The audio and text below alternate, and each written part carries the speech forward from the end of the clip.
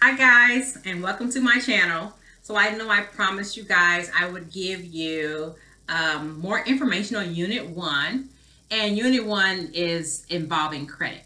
So one thing I want to call out on this particular unit is, like we spoke of before, credit utilization and the 5 pillars of credit. Now, if you don't understand what that means, it's very important that you get a pen and paper to write this stuff down, because you're not going to be able to just watch this video and retain it if you have no history and credit. Okay, so let's get started. All right, so credit utilization, that is how you calculate how much you are charging.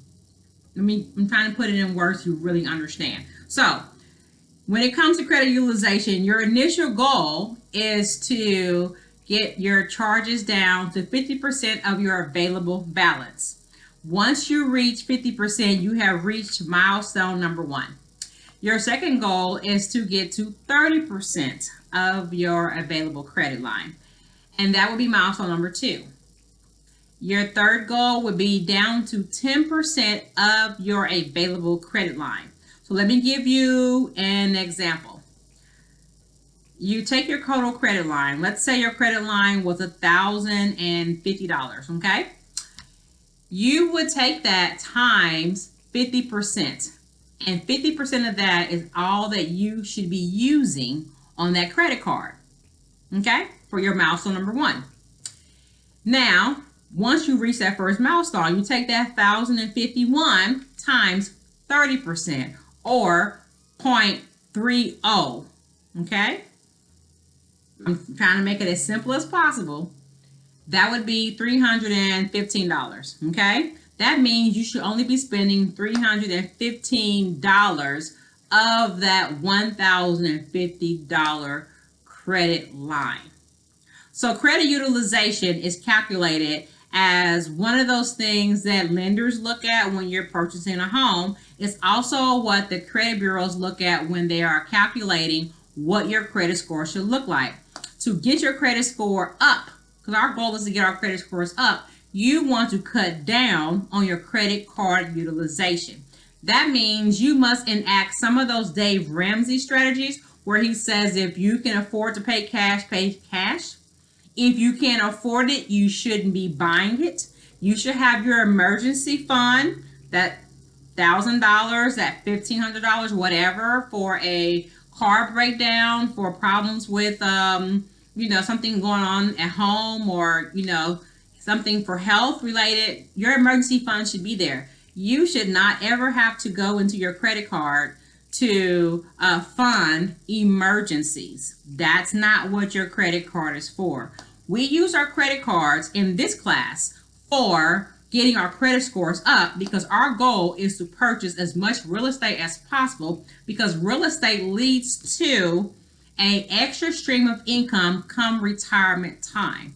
Now, if you were to look into the portfolios of those who are considered successful, rich, whatever you want to define it as, notice there is a portion of their portfolio that is not just stocks and bonds, but there is a real estate component involved.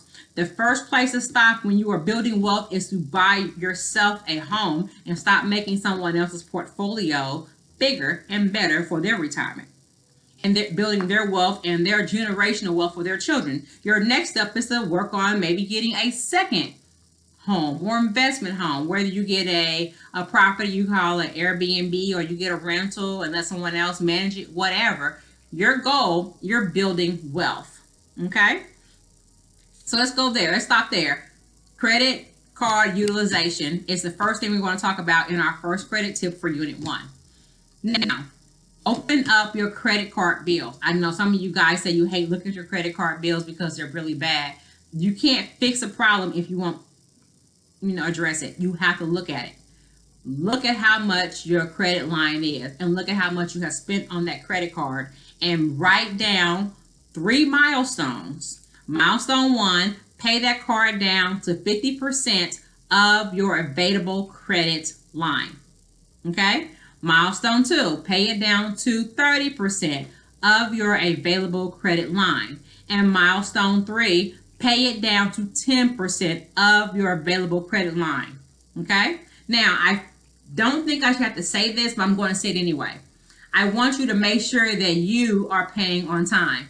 Yes, on time. It doesn't do you any good to pay these things down if you're not going to pay on time and take these 30-day, 60-day, and 90-day late hits on your credit report, because those particular actions can drop your credit score between 50 and sometimes all the way up to 100 points. Okay? So if you can afford to pay your minimum balance until you can afford to pay off a credit card, and then do the debt snowball.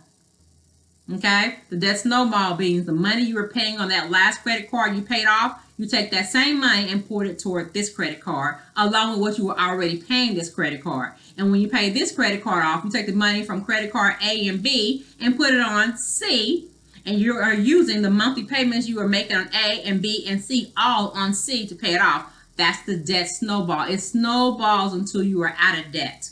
That's a whole different subject. But right now, I want you guys to focus on credit utilization. I should be able to call you at some point and say, hey, let me see what you wrote down for your milestones, because you should have a number.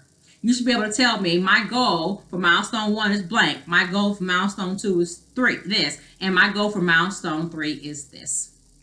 You should be able to say that. If you cannot give those numbers at a drop of a dime, you may be financially blind. Different subject, but something I want you to think about. Being financially blind strictly means that you are not aware of what's going on with your finances at any given point. I'm not saying obsess over it. I'm saying be aware. All right. Well, that was the first part of Unit 1, credit. Our credit tip was credit utilization. The next part of Unit 1 will be the 5 pillars of credit. Once again, bring your pen and paper. I want you to pay attention so you can write down the 5 pillars and how those 5 pillars are keeping you from getting your score up. Because everybody wants to be in the 800 credit score game, but everybody's not taking notes. If you're not taking notes, you're not trying to be successful in this thing. All right, let me know if you have any questions.